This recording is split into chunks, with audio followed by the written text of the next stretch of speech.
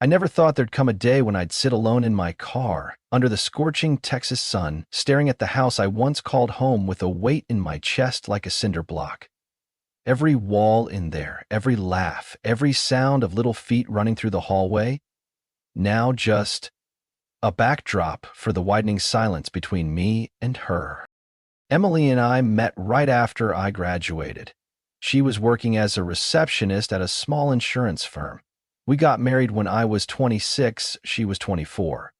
We had nothing but an old Civic and a stack of unpaid bills. Still, we made it work. We loved each other. We raised 2 kids into decent human beings. Connor is 13 now, and little Lily just turned 8.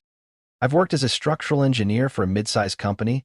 Not huge, but enough to afford Florida beach vacations, birthday parties with balloons and cake, and a 2-story home in the suburbs of Dallas.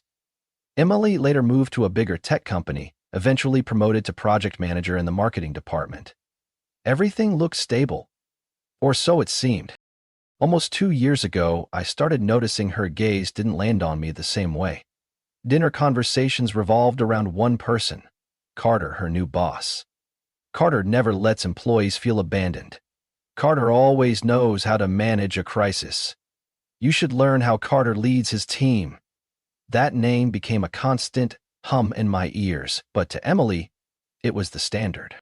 I won't deny I had moments of carelessness, times I got too caught up in work to tend to her feelings. But I never turned down a favor, never failed to put family first. Once, I surprised her with tickets to her favorite concert. She glanced at them and gave a flat smile. You don't need to do this to make up for things. I didn't even know what I was supposedly making up for. Only that her eyes had turned cold, and I didn't know when that happened. I tried. I really did. Read marriage counseling books, learned to cook dishes she liked, made reservations at the restaurant she once praised at a friend's party. But every time I thought I was doing something right, Emily drifted further away. When I asked what she wanted, she responded curtly, "If you have to ask, you don't understand me." That line made me feel like a stranger in the very home I helped build. She became harder to read. Late nights grew frequent. Vague excuses like emergency meeting or Carter asked me to stay back for something urgent sounded copy-pasted. She still had dinner with the kids, helped with homework, kissed Lily on the forehead before bed, but I could see the vacancy in her eyes, like she was living somewhere else, in a reality I had no access to. Many nights, I'd lie awake, listening to the water running in the bathroom, wondering who she was texting, who was on her mind. Each time I wanted to ask, my throat closed up. I feared hearing something I wouldn't recover from. I feared that asking meant crossing a line I couldn't return from. That's when I knew this marriage had cracked long ago, and I was patching it up with threads already rotted through. That evening, just as I was dozing off on the sofa, Emily's phone lit up. She'd left it on the coffee table and walked into the kitchen to get water. The screen flashed with a text from an unknown number. "Tonight, like last time?" The words hit me like a punch to the gut. My throat dried up and my heartbeat kicked hard against my ribs. I didn't touch the phone. She came back, picked it up like nothing had happened. I pretended to be asleep, but in my mind, everything flipped over, like a flood, washing away every trace of trust. The next morning, I gently asked if she was hiding something. Emily snapped, "You're accusing me again? Can we not have one peaceful day?" Before I could say another word, she grabbed her bag and slammed the door so hard a hallway painting shook. That wasn't a denial. That was deflection. That reaction wasn't anger. It was fear of being caught. I needed proof. I couldn't gamble my entire life on a gut feeling.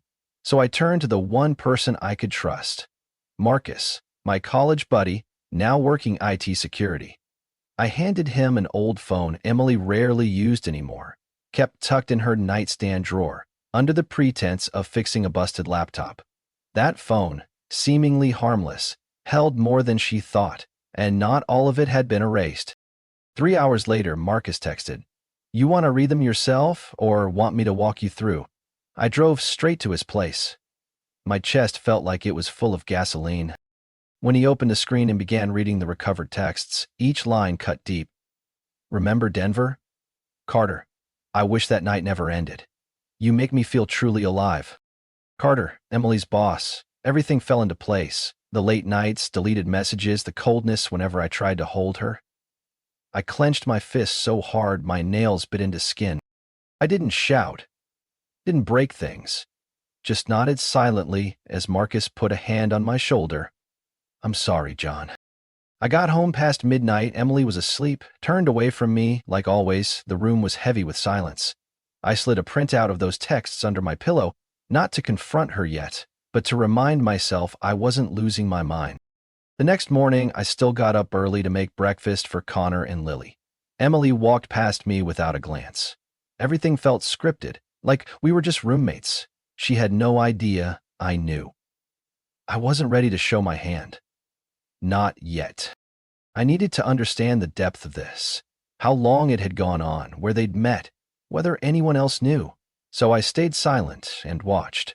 Installed a GPS tracker in her car, monitored her calls, watched every oddity in her schedule. I wasn't a husband anymore, more like a detective in my own collapsing marriage. I discovered fake business trips, hotel bills sprinkled across her bank statements. Once she said she had a meeting in Austin. I called her office. No meeting. She came home after 11 p.m., heels pristine, like they hadn't touched any office floor, more like they'd stepped out of a quiet, well-lit hotel room. I once imagined I'd explode with rage if she ever cheated, but no. What I felt was a hollow silence. All the things I'd done for her, all the moments I'd passed up for our family, reduced to crumbs beneath the feet of two people who thought they were simply following their hearts. I began keeping a journal. Every lie, every offhand excuse, not to use as a weapon, but to hold onto facts when emotions tried to twist them. And I waited. Waited for the right moment. Not to scream, not to beg, but to act. In a way she'd never see coming. One Tuesday afternoon, just after I picked Lily up from art class, my phone rang. Unknown number. A calm voice came through, trembling just slightly. Is this Jonathan? I'm Claire, Carter's wife. My breath caught. It felt like someone had yanked the curtain off the mess I'd been barely holding together. She asked to meet that Saturday morning at a quiet cafe in Richardson, somewhere no one would recognize us. I arrived 10 minutes early. She was already there, dressed in a soft gray sweater, makeup subtle but unable to hide the exhaustion around her eyes. We didn't waste time. Claire pulled a stack of papers from her bag, screenshots of text messages between Carter and Emily. The messages were intimate, explicit, dripping with words like miss, want, and that night. Some included images, some blurred, some sharp enough to make me look away. Her voice broke slightly. I've suspected for a long time, but didn't have the courage to confirm it. Until I found his second phone in the trunk. I nodded once as confirmation. I've been tracking Emily too. From that moment on, nothing more needed saying. We became allies in the strangest war I'd ever fought. Two strangers bound together by the same betrayal. We agreed everything had to be brought into the light, not out of revenge, but to protect ourselves and our children from a web of ongoing lies. Claire quietly installed a tracking app on Carter's phone. I asked Marcus to continue recovering the deleted files on Emily's laptop. We began sharing every scrap of evidence, meeting schedules that overlapped, receipts from the same hotels in Austin, Dallas, and even San Antonio. There were matching photos too, different angles but the same background. One day, Emily posted a cocktail, and the next, Carter shared a picture of the pool at the exact same resort. After a few weeks, we had the full picture. Their affair had been going on for nearly 2 years. They met at work, using business trips as cover, even slipping away during lunch breaks. One message hit me like a blow. If you say I'm yours now, I'll leave everything behind in a heartbeat. Emily had written that. The same woman who once vowed forever with me, now willing to throw it all away just to chase a few carefree moments with someone else. Claire looked at me after reading that message. Her expression wasn't angry anymore, just tired. There's nothing left to hold on to. It's time. We decided to file for divorce simultaneously. No warning, no discussion, Everything would be delivered on one single day, right when they thought they still had the world fooled. I hired a lawyer, prepared all the documents, asset division, child custody, retirement funds. Claire did the same. We picked a weekend. According to the location tracking, they'd booked a hotel in Plano, a place that showed up repeatedly in their receipt. On Saturday morning, I got up early without making a sound. Lily was still asleep. Connor was upstairs, gaming with headphones on. I left a note. Dad has something to take care of. I'll be home before dinner. I didn't turn on the radio, just the sound of tires humming along the asphalt and my heart pounding in my chest. Claire was already in the hotel lobby holding a folder. A county officer she'd arranged to be there stood beside her to make sure everything stayed civil. I nodded at him. Her full name is Emily Morgan, he asked. I confirmed. He called the front desk and asked to transfer a message. There's a special delivery that requires your signature downstairs. 5 minutes later, the elevator doors opened. Emily stepped out in a dark red satin nightgown, her face drowsy but freshly touched up with lipstick. When she saw me, she froze. Her eyes darted from me to Claire to the officer extending the papers. What is this? I didn't answer, just handed her the folder, which held a divorce petition and a copy of the messages. Emily grabbed it, flipped through a few pages, and whispered, like wind through clenched teeth, "You were tracking me?" "No need, Emily, you left clues everywhere." I turned away. Behind me, Claire handed Carter his folder. He had just stepped off the elevator, freshly shaved, hair still wet. He opened his mouth to speak, but Claire cut in coldly, "No need. The next contact will come through your attorney." There was no yelling, no insults, no dramatic scenes. Our actions said it all. They thought they could control everything in the dark. But that day, the light caught every detail, no place left to hide. Emily didn't come down immediately. The phone at the front desk rang again. The receptionist politely reminded her there was a document requiring in-person signature. I stood at a distance, near the exit, partly behind a granite column, watching the elevator.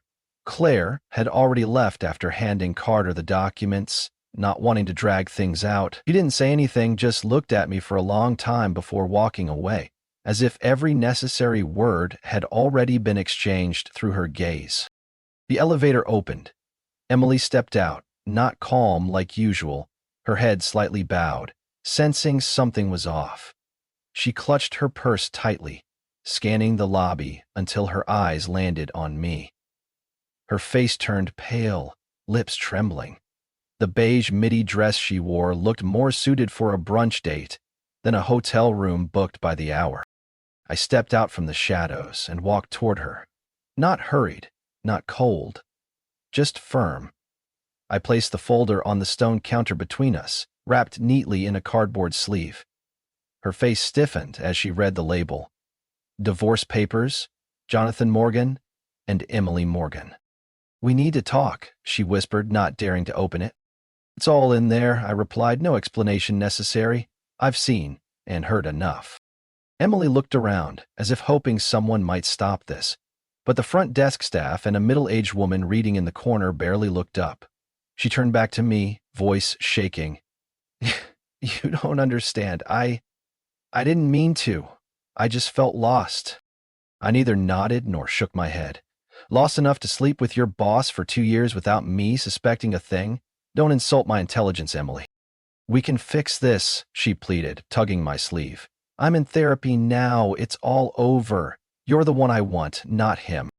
I pulled my arm back, locking eyes with her. "If I were the one you wanted, none of this would have happened. Everything after that was just cover-up, not remorse." She started crying, loud, unfiltered sobs like a child abandoned. I once thought this would break me, but inside I felt nothing. My heart had hardened too long. "Jonathan, please," she whimpered, still clutching the folder. "I can't lose you. You're my family. You're the father of my children." Her voice echoed in the cold, sterile lobby. I took a step back, inhaled deeply, then said slowly, "They can have a father without living in a lie." A hotel staff member approached quietly, asking if I needed assistance. I nodded, thanked him, and walked out. My footsteps tapped against the marble floor. each one sounding like a door closing in my soul. Outside, the air felt easier to breathe. I didn't look back. What I'd done wasn't revenge. It was closure. That toxic chapter had gone on far too long. She was once the woman I loved most, but that version of her had vanished. What remained in that hotel? Just the shadow of 2 years of betrayal. I started the car and pulled away. In the rearview mirror, the hotel disappeared behind the trees. 2 days later, Emily returned home with a different look in her eyes. No longer sharp, no longer cold. She carried a heavy bag full of therapy workbooks, books on rebuilding trust, and a brand new notebook filled with handwritten notes titled Steps to Make Things Right. That evening, at the dinner table where our family once bonded, she placed an envelope on the table. "It's my registration confirmation for individual therapy," she said. "I start this week. I'm not asking you to join. I just want you to know I'm serious." I didn't react. Lily was munching on fried chicken. Connor was glued to his screen. I didn't want dinner to become an emotional battleground, so I just gave a small nod and kept eating. The next morning, Emily left a book on the shoe rack, folded open to a page she'd marked. Marriage can recover after betrayal, but only if both walk forward together. Alongside it was a small, shaky handwritten note. "I know I've killed your trust, but if you give me 1% of a chance, I'll spend my whole life earning the other 99. I read it without feeling. The wound inside me hadn't closed. It still bled whenever the image of her in Carter's arms replayed like a slow-motion reel. My parents started calling more often. My mom cried on the phone. "She's still the mother of your children. Can't you forgive her, John? People stumble. You have to give them a chance to stand again." My best friend Marcus was quieter than usual. He simply said, "If you still love her, maybe think it through. Only you know how much pain you can live with." Even Connor sat beside me one evening while Emily was doing laundry in the basement. The boy spoke softly. "Dad, Mom's trying. I've seen her cry a lot. Could you maybe think about it?" I didn't blame him. Kids always dream of a whole home. But I couldn't pretend nothing happened. I couldn't let 2 years of betrayal be erased by a few tears and therapy sessions. It wasn't a slip-up, it was a choice. Repeatedly. Emily changed the way she dressed. Neater, simpler. No more tight dresses or heavy perfume. She started cooking more, asking about my work, cleaning my home office she used to avoid. Those gestures made me feel suffocated. It felt like I was living next to a version of her built just to appease me, no longer the real person. One night, I came home from a late meeting and found Emily in the living room, eyes swollen. She handed me a proposal. "Let's try living separately, under the same roof. No interfering. During that time, I'll continue therapy, and you can have space to think. If after 3 months, you still want a divorce, I'll sign." I didn't answer right away. The offer sounded kind, but it stirred memories of how she used to subtly manipulate our life so I'd suspect nothing. I agreed to the arrangement, for the kids, but between us, there was no marriage. No hand-holding in passing, no goodnight wishes. Just two adults trying not to hurt their children further. She didn't give up. She sent me book excerpts, apologies, handwritten letters. But the more I read, the more distant I felt. Whoever wrote those words seemed entirely different from the woman sneaking around hotel rooms with Carter for 2 years. Even though Emily never begged or screamed, it was her silent persistence that drained me most. She believed love could revive if the one who hurt you was willing to change. What she didn't understand was sometimes love doesn't die from betrayal. It dies from being clung to at the wrong time. One night, I sat on the porch, watching headlights pass along the empty street. Emily placed a cup of ginger tea beside me, then walked away quietly. I stared at her retreating figure, a woman trying to fix the very pieces she shattered. But those shards weren't something I wanted to piece back together. I'm not sure what exactly made me text Claire that night. Maybe the suffocating silence in the house, or the exhaustion from another apology letter. The message was just 3 words, "You doing okay?" But it opened something I didn't expect. She replied 10 minutes later, Simple. Still trying. We exchanged a few more lines. Nothing deep, nothing emotional. Just two people who survived a storm, checking if the other was still breathing. A few days later, Claire sent me a link. How betrayal makes you feel bad about yourself. I read every word. It felt like the author spoke from my own heart. At the bottom, Claire had left a note. I used to think I was the reason Carter changed. Turns out, I was just the one left behind. After that, we began calling. At first, it was legal stuff, lawyer tips, how to talk to the kids, but over time, those calls grew longer. Sometimes about tuition, sometimes about Claire spilling coffee on important paperwork, sometimes a shared laugh over how blind we'd both been. One Friday night, Claire sent me a photo of freshly baked chocolate chip cookies with the caption, "My treat after signing the divorce papers." I congratulated her. She replied with an invite. "If you're free, stop by for a few." I came by just before dusk. Claire's house was small but tidy and warm. Her two kids were watching cartoons in the basement. The smell of baked cookies filled the kitchen. Claire wore a turtleneck sweater, a dusting of flour on her hands. I didn't comment on how she looked, but inside, something felt peaceful. We sat across from each other, not mentioning Carter or Emily. Stories flowed about work, the strange habits of our kids, favorite college meals. I didn't realize I'd been smiling so freely until Claire stopped mid-sentence and said, "You should smile more." I asked why.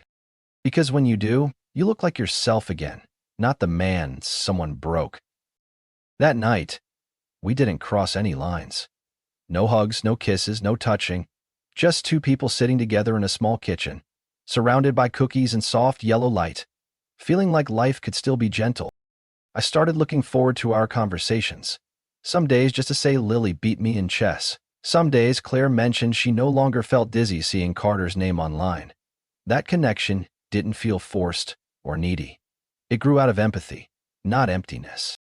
When the court officially finalized my divorce with Emily, Claire emailed me. "I don't know what you felt reading that paper, but I felt like I walked through a door and didn't look back." I asked Claire out to dinner the next day, a small Italian restaurant near the golf course I passed every weekend but never entered. Claire showed up in a deep blue dress, hair tied high, smiling as I pulled out her chair.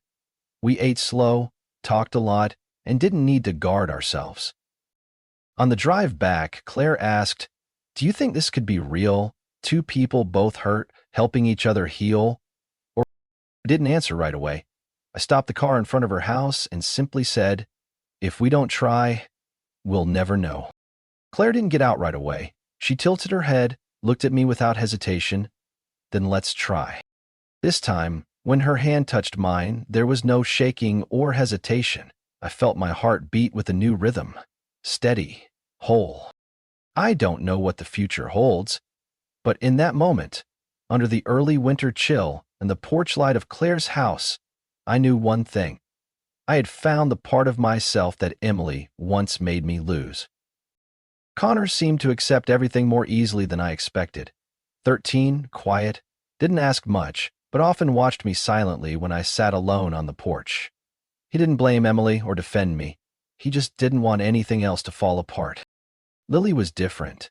She was still too young to grasp everything, often asking simple questions like, "Why doesn't Mommy sleep here anymore?" Or, "Are you sad, Dad?" Questions so innocent, yet they pierced deeper than any adult conversation ever could. But Emma, my 15-year-old daughter, was like a quiet storm.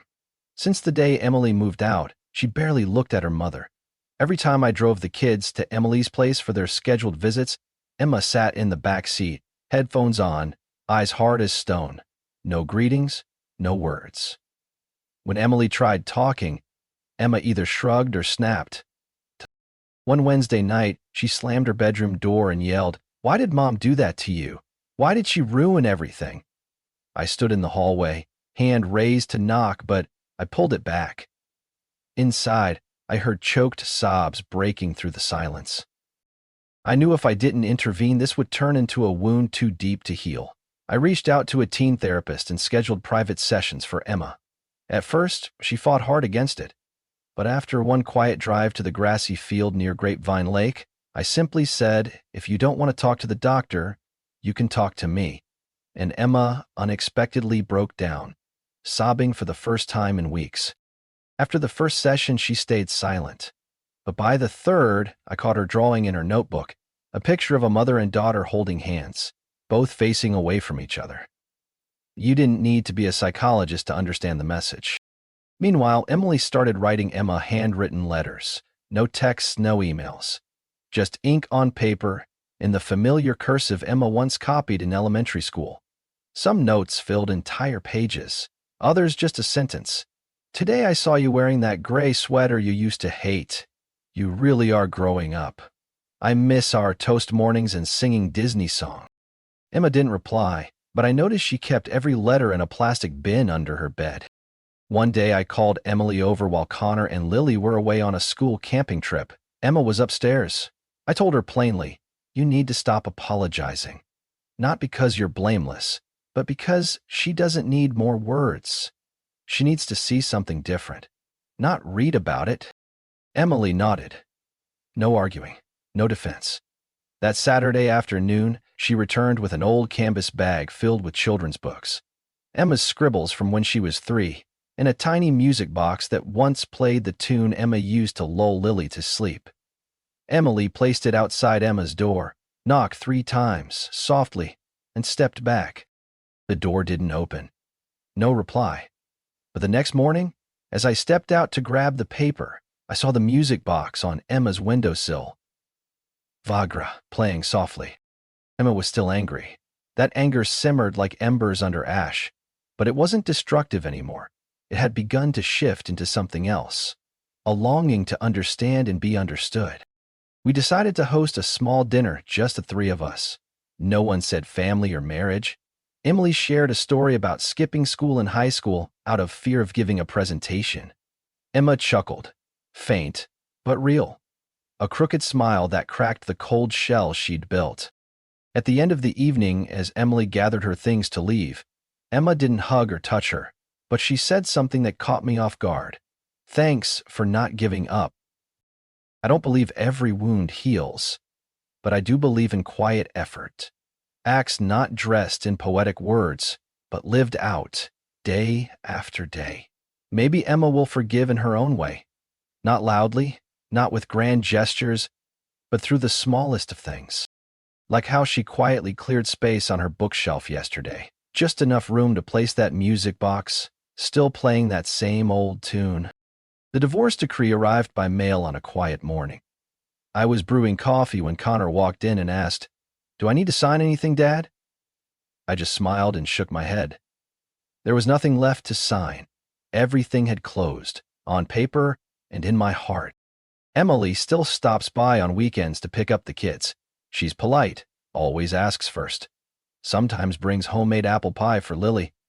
Our exchanges are brief, strictly business. No more attempts to rekindle what's long extinguished, perhaps because she finally understands. Or maybe she's just too tired to hope. Once, as Lily dozed off in the back seat, Emily quietly asked, "Do you ever wonder what we'd be like if I hadn't messed up?" I looked out the window at the late afternoon sun filtering through the pine trees. Yeah, I wonder. But wondering doesn't mean going back. She didn't say anything else. Claire came into my life gently, without fanfare. We didn't cling to each other or over-explain.